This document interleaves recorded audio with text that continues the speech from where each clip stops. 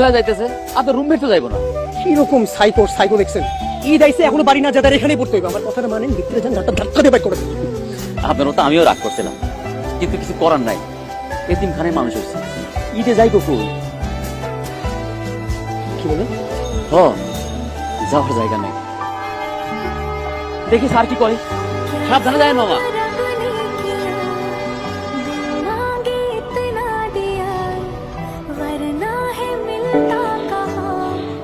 কি বাড়ি যাবো না?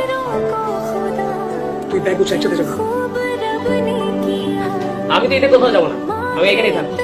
বাইরে যে ভিড়, না গেলে আমার পূজা লাইন আছে তোমার। আসসালামু আলাইকুম। তাড়াতাড়ি বাড়ি